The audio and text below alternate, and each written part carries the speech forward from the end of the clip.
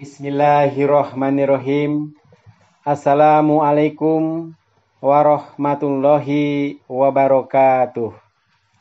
Innal hamdalillah nahmaduhu wa nasta'inuhu wa nastaghfiruhu wa na'udzu billahi min sururi anfusina wa min sayyiati a'malina.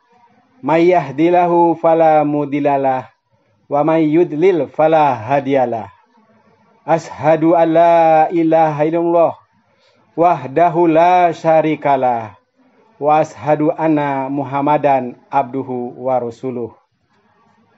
Marilah kita panjatkan puji syukur kehadirat Allah Subhanahu wa taala yang telah memberikan kesehatan, kekuatan kepada kita semua sehingga kita bisa berjumpa kembali di pertemuan yang kedua di semester 2 ini dalam keadaan sehat walafiat.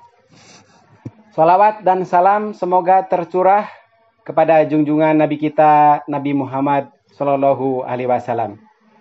Saya ucapkan terima kasih kepada anak-anakku santri kelas 9 santri pesantren Islam Al-Irsyad yang bisa bergabung dalam pembelajaran buku kepengasuhan yang berjudul Menempa Mentalitas Kader Muslim, yang insya Allah pada kesempatan ini yang akan dibahas berjudul Keikhlasan Para Sahabat Nabi dalam Berjuang, episode yang pertama. Silahkan anak-anakku santri kelas 9 buka buku di halaman 37.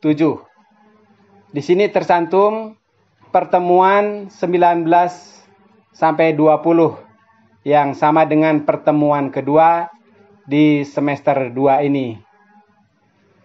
Standar kompetensi menunjukkan sikap ikhlas berjuang karena Allah.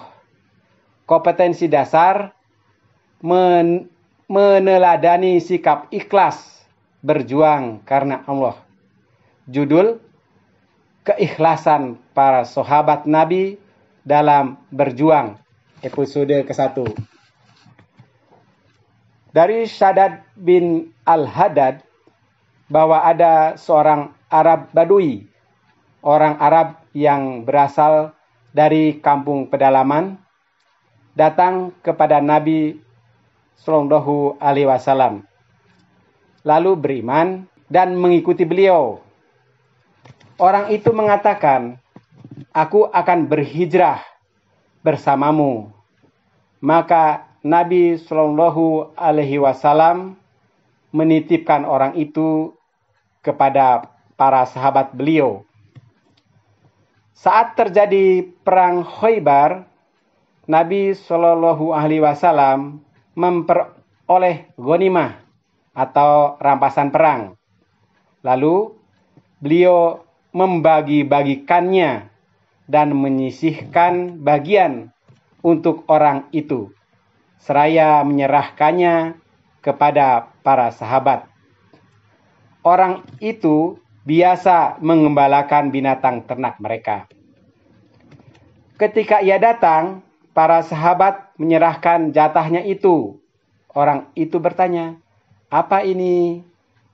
Mereka menjawab, "Ini adalah bagianmu yang dijatahkan oleh Nabi Shallallahu Alaihi Wasallam." Selanjutnya, orang Arab Badu ini mengambil harta tersebut dan menemui Nabi Shallallahu Alaihi Wasallam.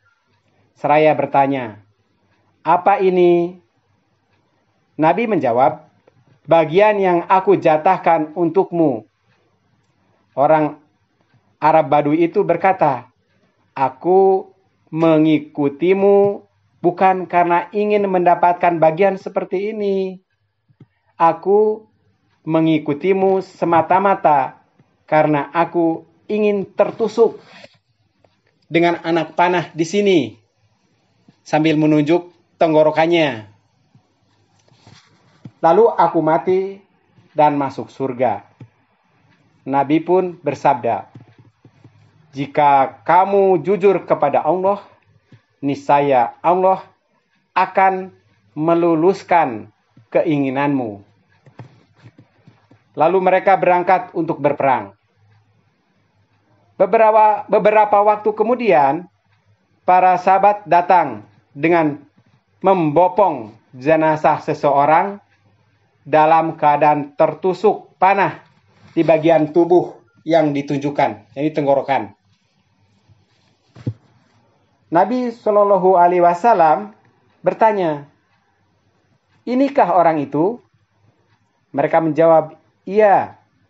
Nabi Shallallahu Alaihi Wasallam bersabda, ia telah jujur kepada Allah, maka Allah meluluskan keinginannya.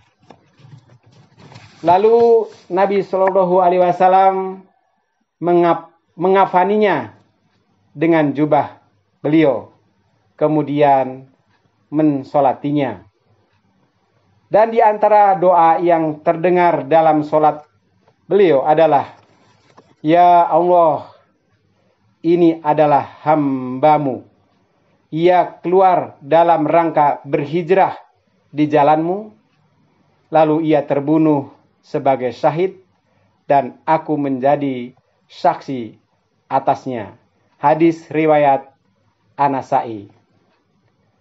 Banyak orang yang berjuang, tapi apakah perjuangan mereka benar-benar ikhlas karena Allah? Dalam hal ini, para sahabat Nabi Shallallahu Alaihi Wasallam telah memberikan teladan bagi kita. Mereka berjuang ikhlas karena Allah dan tidak mengharapkan apapun dari kesenangan duniawi. Mereka meyakini sepenuhnya bahwa keikhlasan adalah kunci untuk memperoleh pertolongan Allah dalam setiap perjuangan mereka. Silakan anak-anakku semua buka halaman 38. Di sini ada kolom, kemudian di halaman 39 di sini ada kolom juga yang harus diisi. Ada 2 kegiatan yang harus dilakukan. Kegiatan 1 ada 3 poin. Poin pertama, lihat di halaman 38.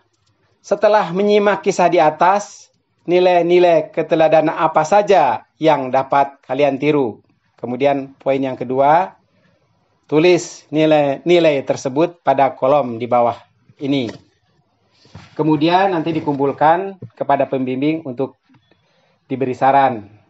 Kemudian di halaman 39 itu ada kegiatan 2, menyangkut 2 poin. Poin pertama, dari nilai-nilai keteladanan yang kamu tulis, nilai apa saja yang sudah kalian amalkan. Kemudian di poin kedua, silakan beri tanda centang untuk yang sudah kalian amalkan dan tanda silang untuk yang belum diamalkan. Saya kira pertemuan untuk kali ini saya anggap cukup. Terima kasih atas perhatiannya. Billahi taufik wal hidayah. Wassalamualaikum warahmatullahi wabarakatuh.